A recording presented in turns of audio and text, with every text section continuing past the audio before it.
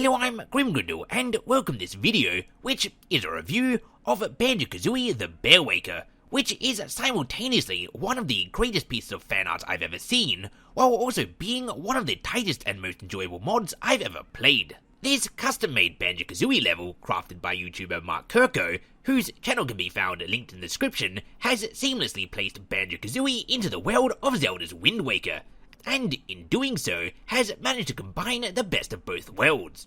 Now, on the offset, I feel I must mention that I've never actually played Wind Waker before. It is, in fact, one of the few Zelda games I've not played. You see, when Nintendo released the GameCube, Halo had already seduced my household to the Xbox, and it just isn't yet a console game library I've yet had the chance to catch up on. I mention this as a slight disclaimer, as having not played Wind Waker, it means there are two things that I really can't be certain of while doing this review. The first one, rather obviously, being I can't tell how accurate the mod represents the world of Wind Waker, as I've not seen it, and secondly, I can't really comment on how much of the level and puzzle design should be attributed to Nintendo rather than that of Mark Kirko. I simply am not familiar enough with the game to know. However, that said, what I can be certain of is that what has been put together here is a crossover that both manages to give the player the satisfying platforming of a Banjo-Kazooie game, as well as the satisfying puzzle elements of a Zelda game, and that is no small feat. What is immediately clear from the moment you start playing this mod, and continues to be evident throughout the entirety of the level, is that Kirko truly understands the game design and humour of a Banjo-Kazooie game.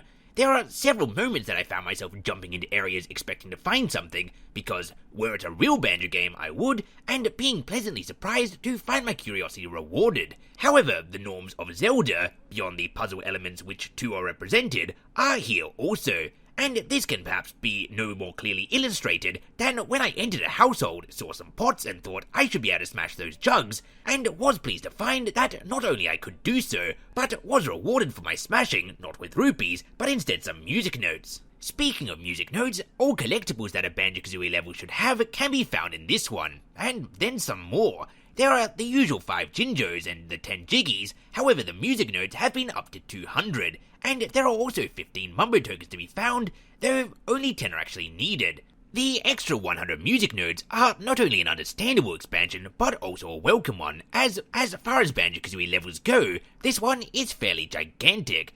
Navigating it, however, is no chore, as all areas tie into and lead into one another rather well, and on top of that, there are also clues hidden all over the map as to where you should go next, as well as familiar faces from previous adventures.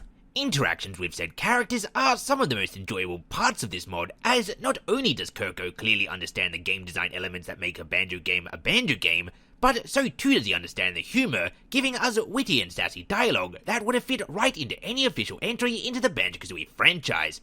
Now, I don't want to go too far into reviewing the gameplay elements of this map, as since it is just one level, to say too much would be to give away a lot. However, I will say that each Jiggy awarding part of the game was satisfying, and the only gripe I would have with any of it was that one section seemed strange with the code needing to be entered backwards.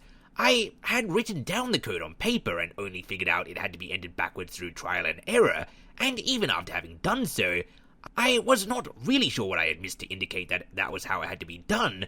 I mean, I clearly had gotten the code correct, because what I had written down was what was needed to be entered, but in reverse order for reasons I don't really fully fathom. And the other Jiggy that I thought could have been better was one that required you to ground pound a certain area. You are told what area you need to pound in an earlier section, but when you get to that later section, there's really no clear indicator. Even with the screenshot of the clue next to my game window, I found myself having to pound around for a bit before I hit the mark, and I think a little bit of discoloured dirt would definitely go a long way in this instance. But moving past those two very minor gripes, the art style, story and music are all perfect. Firstly, as you can see, the entire level is in the cel-shaded look of Wind Waker, which I would have never imagined would work well with Banjo, but it works so well that were it announced the next Banjo game would be cel-shaded, I'd have no gripes about it whatsoever. The music is all Zelda music with a little bit of Banjo flair, which apparently Kirko did himself, so real Renaissance man there, and the story, though as you might expect is brief being that it is only one level, is cute and clever. Link, you see, is locked in his house fast asleep, and the Wind Waker game can't start without him, and so you've got to find a way to open Link's house, and wake him. You're Banjo-Kazooie, the Bear Waker. Get it? And so there you have it, Banjo-Kazooie the Bear Waker. Rare should really give this guy a job for the next Banjo-Kazooie game, as what he's done here comes darn near close to perfection. Apparently, he is making a Banjo-Kazooie Ocarina of Time mod too, which I can't flipping wait for. If you love Banjo-Kazooie or Wind Waker, then I definitely suggest you check this mod out. A link to Mark Kirko's channel, which has trailers to the game and how to play it and whatnot, is available in the description of this video, so definitely be sure to check that out, give him a like, give him a sub, he's doing great work. And so, with all of that said and done, thanks for watching, and until next time, I have been and still am Grim Grindle. If you'd like to follow me on social media or join the Channel Grim and Grin Discord, the Echo Chamber, links to those are in the description below also.